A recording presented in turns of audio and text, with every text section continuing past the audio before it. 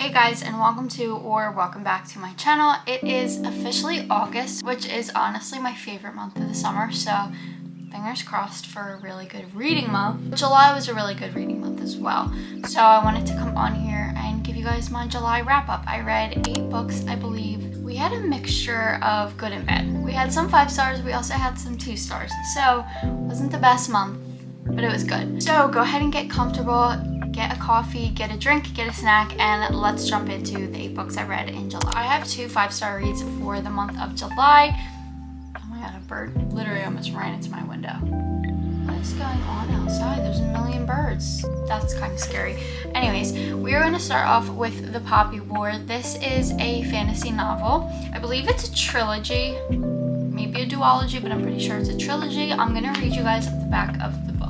When war orphan Rin aced the Kiju, the empire-wide test to find the most talented youth to learn at the academies, she surprised everyone. Test officials, the guardians who wanted to marry her off and further their criminal enterprise, and even herself. But being a dark-skinned peasant girl from the south is not easy at Signgard, the most elite military school in Nikon. Targeted by rival classmates for her color, poverty, and gender, Rin discovers that gods long thought dead are very much alive, and that she possesses a lethal, unearthly power, an aptitude for the nearly mythical art of shamanism that could be the weapon the Empire desperately needs. While Nikara is at peace, its enemy and former occupiers, the Federation of Mugen, bides its time, and a third Poppy War is just a spark away.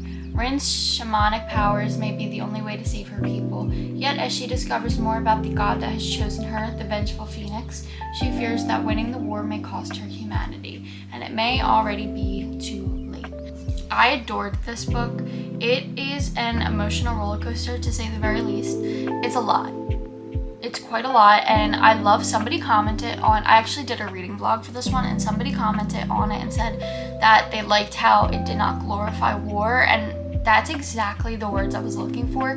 This does not glorify war. So war is a big part of this book, and it's scary and hard to read, and it doesn't glorify it at all. It's literally terrifying. Like, you will cringe and feel scared, and it's just hard to read. It's just really hard to read those parts. But I feel like it's worth it, and I feel like it's important. But besides for that whole part of it, Rin as a main character is perfect. She experiences so many journeys, and her character develops in ways that you would not expect her to. I feel like a lot of times with fantasy books, the character development is kind of flat and boring, and Rin's character development is so interesting, and it goes in a direction that you kind of don't see coming, but you do see coming. It's just really interesting. There's a lot of side characters that you really end up rooting for. There's no romance in this, but I didn't mind. I don't mind just straight fantasy with no romance. I enjoyed it a lot. I thought it was so good. If you are somebody who is into fantasy, you will love this book. It reads at like a medium pace. I'd say it's not super fast paced, but phenomenal. Once you get into it, it's hard to put down. Okay, the next one I want to talk about is A Lady's Guide to Fortune Hunting by Sophie Irwin. Penguin was kind enough to send me this book of Sophie Irwin's, as well as an arc of a new book by Sophie Irwin that actually comes out next week, and I'm reading it right now. It's so good, but that's not the point of this. So this is a Regency era romance about our main character named Kitty Talbot, who has just lost her parents, and she is living in crippling debt with all of her sisters in this little cottage in the country. Being that it's the 1800s, she doesn't really have a lot of means to making her own money. And while she could get some like little jobs and make money, it's in no way going to cancel out her family's debt. So she realizes her only way of canceling out her family's debt is to travel to London for the season and find herself a rich husband, which we love. Kitty is just like so witty and like clever, and like the little like snapbacks she makes at people, just so funny. So Kitty is trying to win over this guy, okay? I'm talking to you like these are my friends, so just go along with it. So Kitty's trying to win over this guy who's super rich, and he's way out of her league. He's like very, very rich. So she's trying to win him over, and who comes along but his brother, who sees right through her and pulls her aside and says, I know you're a fortune hunter. Like, I know what you're doing. I know you're trying to marry him for his money. Not gonna work. Like, I'm not gonna let that slide. So the story kind of follows the two of them, so Kitty and the brother, as he's just trying to like foil all of her plans to find a rich husband. And both of them go through like extreme character developments, and the banter between the two, it's so good. Like, I'm surprised I gave this 5 stars. I really didn't think it would be like a 5-star read, but it is. So if you're into Regency era romance, or even if you're not, if you're just into like romance, I highly recommend this one. It's so good. It has like, if you liked Bridgerton, you'll like this. It's much more wittier than Bridgerton, I thought. Like, it's like funny, so pick this one up. Okay, another 5-star we have is Mary Jane by Jessica Anya Blau. I'm just gonna read you guys the description because I feel like I've explained this so many times on this channel. You're probably sick of my explanation, so let me read it to you. In 1970s Baltimore, 14-year-old Mary Jane loves cooking with her mother, singing in the church choir, and enjoying Broadway show tunes of the month albums. Quiet and compliant, she's glad when she lands a summer job as a nanny for the daughter of a local doctor. A respectable job, Mary Jane's mother says. In a respectable house. The house may look respectable on the outside, but inside it's a literal and figurative mess. Clutter on every surface. Impeachment, now more than ever, bumper stickers on the doors, take out for dinner. Even more troublesome were Mary Jane's mother to find out the doctor is a psychiatrist who has taken in a famous rock star and his movie star wife for the summer so that the rock star can get clean. Mary Jane introduces her new household to crisply ironed clothes, milk that hasn't spoiled, and a family dinner schedule. In return, she has a front row seat to a world of sex, drugs, rock music, and group therapy. Caught between the lifestyle she's always known and the future she's only just realized is possible, Mary Jane will arrive in September with a new idea about what she wants out of life and what kind of person she's going to be. I adored this book. As you can see, it's a very transformative journey for Mary Jane. So she's coming from this very clean, polished, strict household, and she's going into this insane house with a rock star and his wife. It's just one of those books that feel like a warm, like a cozy hug. It's told from Mary Jane's perspective, which is so much fun. I loved it. So if you're looking for like a literature fiction kind of book like that, with like, it's just funny and heartwarming, and like it, truthfully, I don't know how else to describe it, but it feels like a big hug. So if that's what you're looking for, pick this one up. The next one I want to talk about is a 4.5-star read. This is House of Salt and Sorrows by Aaron A. Craig. I'm going to read you guys the description for this because I've tried to explain this multiple times and I'm just not good at it. So, in a manor by the sea, 12 sisters are cursed. Annalee lives a sheltered life at Highmore with her sisters. Once there were 12, but loneliness fills the grand halls now that 4 of the girls' lives have been cut short, each death more tragic than the last. Disturbed by a series of ghostly visions, Annalee becomes increasingly suspicious that her sisters' deaths were no accidents. The girls have been sneaking out every night to attend glittering balls, dancing until dawn in silk gowns and shimmering slippers, and Annalee isn't sure whether to try to stop them or to join their forbidden trysts. But who or what are they really dancing with? When Annalee's involvement with a mysterious stranger who has secrets of his own intensifies, it's a race to unravel the darkness that has fallen over her family before it claims her next. Oops, sorry. This book was so good. So this has all of the makings of like a perfect, cozy fantasy mystery. So this is set like at a seaside, and like it's a very dark, rainy, dreary setting, which like I love. I think that's so cozy. And Annalee is the perfect main character. She's trying to solve all of her sisters' murders. So after some of the sisters die, there's like 8 left, I believe, and each sister is so unique. Like I feel like it'd be really hard to write that, and a lot of the sisters would like blend into each other, but they don't. The author's really good with that. Each sister is their own character. The balls that she explains are so interesting, and the mysterious character that comes into it, I won't say too much, but it's very interesting. And this, I didn't expect it to take this turn, but it was one of those books where like I just did not see that coming, and like I couldn't figure out what was real and what wasn't. And I love when books do that. Like it was kind of like a psychological thriller at the end. Like I was like, what is going on? But like I loved it. So if you were looking for like a fantasy, a cozy fantasy that takes like some twists and turns, has a little dash of romance, but not much, just a little dash. I highly recommend this one. I loved it. Okay, now we are on to our 4-star reads. The first one I want to talk about is One Italian Summer by Rebecca Searle. I feel like everybody's heard of this by now, but if you have not, this is about our main character whose name is Katie. She's 30 years old.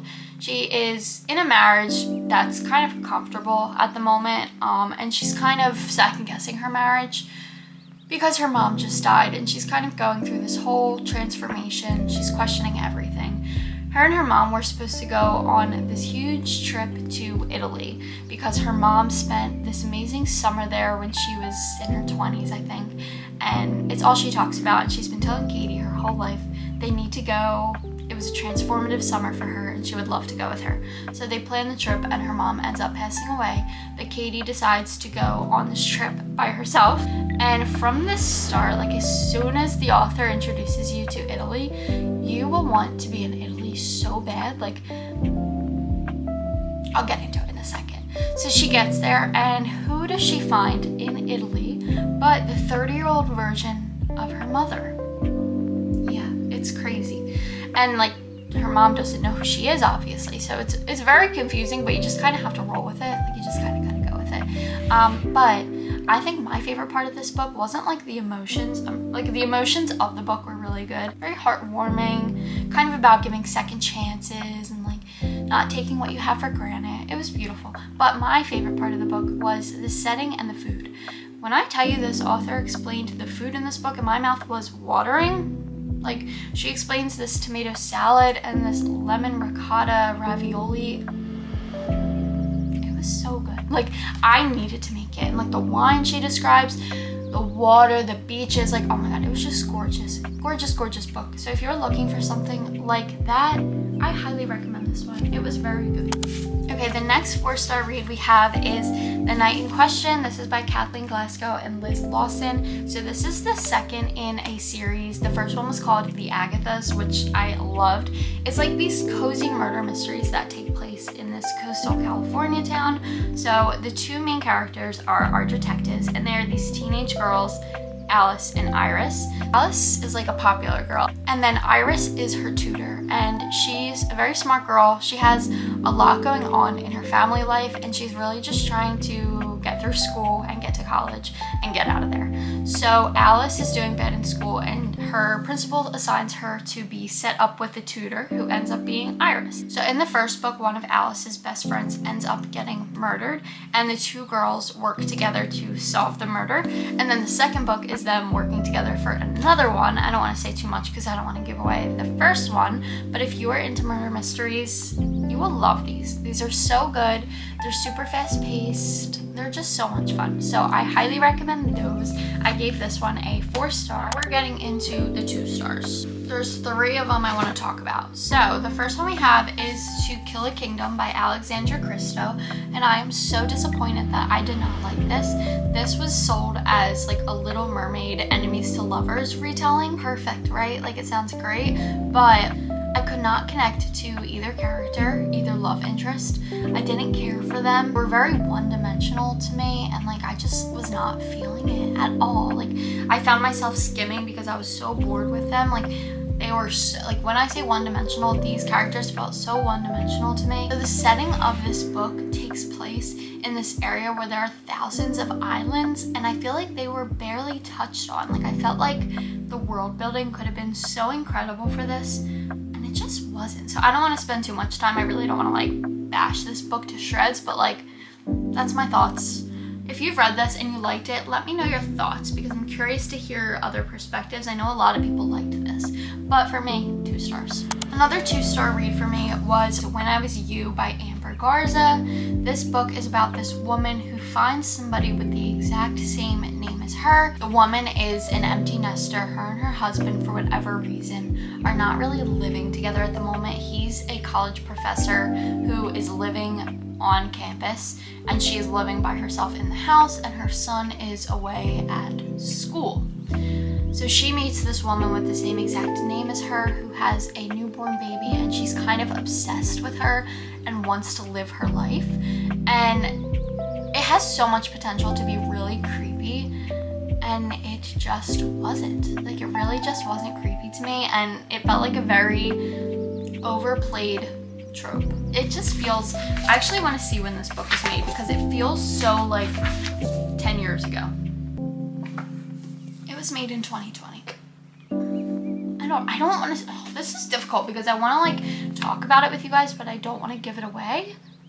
I don't know. If you've read this, please reach out to me because I'd love to chat about it some more. But like, just like the way the women were described and the men were described, it just really irked something in me, and I did not enjoy it.